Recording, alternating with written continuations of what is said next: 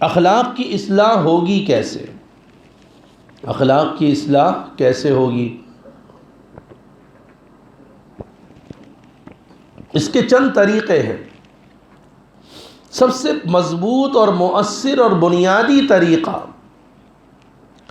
ایسے لوگ جن کی اصلاح ہو چکی، ایسے لوگ جن کی اصلاح ہو چکی، ان کی صحبت میں بیٹھنا، یہ سب سے مؤثر اور مضبوط طریقہ ہے، جس کو عام اصطلاح میں بولا جاتا ہے اللہ والوں کی صحبت۔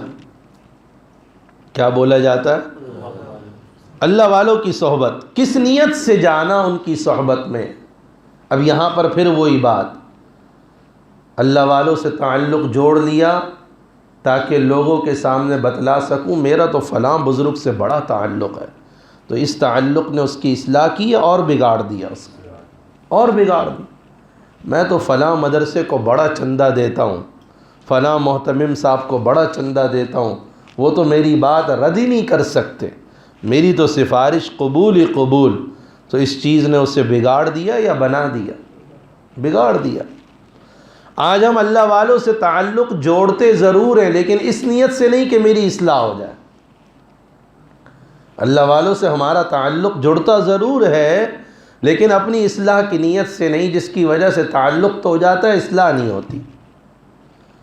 تو پہلی بنیادی چیز، اگر اپنے نفس کی اصلاح کرانا چاہتے ہیں، اگر اپنے اخلاق کی اصلاح کرانا چاہتے ہیں، اور یاد رکھنا کہ انسان نام ہی اخلاق کا ہے، یاد رکھنا، انسان اس جسم کے ڈھانچے کا نام نہیں ہے، انسان نام ہے ایک اخلاق کا، ایک کریکٹر کا، ایک اچھی عادات کا، انسان نام ہے ایک تربیت یافتہ شخص کا، انسان اس چیز کا نام ہے۔ حضور علیہ السلام کے مقصد نبوت میں شامل ہے لوگوں کے اخلاق کی اصلاح کرنا، لوگوں کے اخلاق کا تزکیہ کرنا، ورنہ اگر غصہ بے قابو ہو جائے تو انسان انسان ہے، پھر جانور بن جاتا ہے، نہیں بن جاتا۔ اور اگر تکبر حد سے بڑھ جائے تو انسان شیطان ہے۔ شیطان کیوں بنا تھا؟ شیطان تکبر کی وجہ سے۔ جانور کو جانور کیوں کہا جاتا ہے؟ وہ سوچتا کم ہے، کام زیادہ کرتا ہے، غصہ زیادہ دکھلاتا ہے، چیر پھاڑ کر کے رکھ دینا اور خون پی جانا اور نقصان پہنچا دینا۔ تو اگر یہی کام انسان کرنا شروع کر دے غصے میں آ کر، تو اس میں اور جانوروں میں کوئی فرق رہ گیا تھا؟ کوئی فرق نہیں۔ تو انسان، یاد رکھنا، انسان کس کا نام ہے؟ حضور علیہ السلام والے اخلاق جس کے اندر ہیں، وہ انسان کہلانے کے قابل ہے۔ جس کے اندر نبی والے اخلاق نہیں، وہ انسان کہلانے کے قابل نہیں۔ اتنی بنیادی چیز ہے اخلاق کی اصلاح کرنا۔ تو میں نے عرض کیا کہ پہلے نمبر پر اخلاق کی اصلاح کس سے ہوگی؟ اللہ والوں کی صحبت۔ حضور علیہ السلام کو اللہ نے جو نبی بنا کر بھیجا، تو اللہ نے حضور علیہ السلام کے اندر وہ نور کی تاثیر رکھی، آپ کی صحبت میں جو ایک منٹ کے لیے بھی بیٹھ جاتا تھا اس کے اخلاق بدل جایا کرتے، اور یہ آپ کا بہت بڑا معجزہ تھا۔ ابو بکر آپ کی نبوت پر دلیل ہے، عمر، عثمان، علی آپ کی نبوت پر دلیل ہیں کہ عمر جیسا شخص، چلو ابو بکر تو آپ کے دوست ہیں نا، عمر جیسا شخص جو نبی کے قتل کے ارادے سے نکلا ہے تلوار لے کر نبی کے قتل کے ارادے سے نکلا، جو کہتا تھا عمر کا گدھا مسلمان ہو سکتا ہے، عمر نہیں مسلمان ہو سکتا۔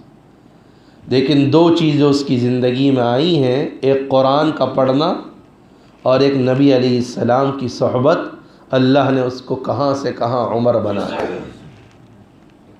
عثمان، علی، تمام صحابہ میرے نبی علیہ السلام کی نبوت پر دلیل اور آپ کا معجزہ ہیں۔ تو اللہ والوں کی صحبت میں اتنی تاثیر اللہ نے رکھی ہے۔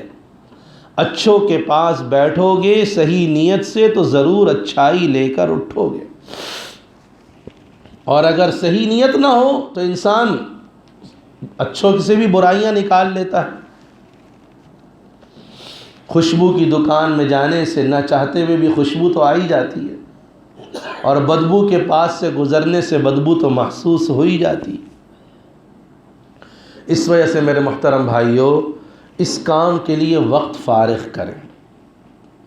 پہلے تو ہوتا یہ تھا، حضور علیہ السلام کے زمانے میں سب کچھ ایک ساتھ جمع، آہستہ آہستہ تقسیم ہو گئی، علم کے مدارس الگ ہو گئے، اللہ والوں کی خانقاہیں الگ ہو گئی۔ اللہ کرے دوبارہ ساری چیزیں جمع ہو جائیں۔ تو لہٰذا خانقاہوں میں لوگ جاتے تھے کس کام کے لیے؟ اپنے اخلاق کی اصلاح کے لیے، اپنے تزکیے کے لیے۔ آج کل کے اعتبار سے یہ نہ کہنا کہ آج کل تو اللہ والے ہیں ہی نہیں، ایسا نہیں ہو سکتا۔ ہر زمانے میں اللہ والوں کا وجود ہوگا اور رہے گا۔ یہ الگ بات ہے کہ کم ہو جائیں گے اللہ والے، لیکن تلاش کرنے سے وہ مل جاتے ہیں۔ لہٰذا اس کے لیے ہم وقت فارغ کریں۔ جس طرح میں نے پہلے آپ سے ترغیب دی تھی علم سیکھنے کے لیے وقت فارغ کریں، ایسے ہی اپنے اخلاق کی اصلاح کے لیے وقت فارغ کریں۔ اور اگر بالفرض آپ کو کسی اللہ والے کی صحبت میں جانے کا وقت نہیں ملتا تو اس کا متبادل میں آپ کو ایک نسخہ بتاتا ہوں۔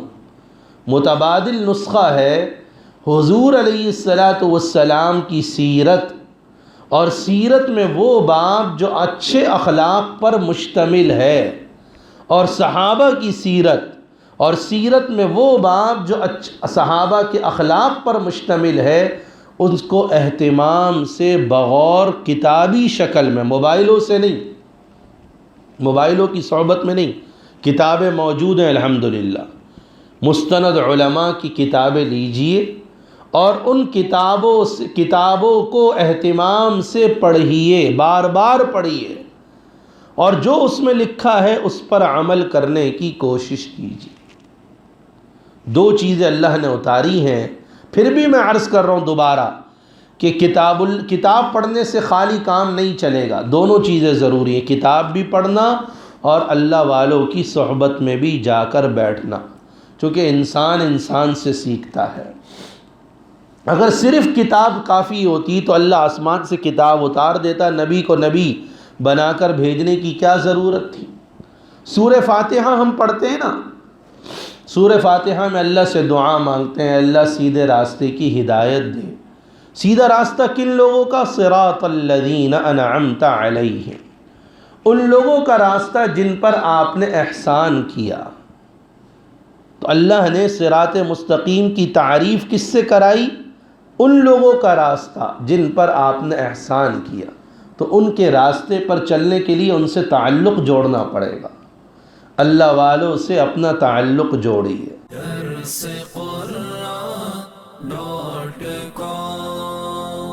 www.darsequran.com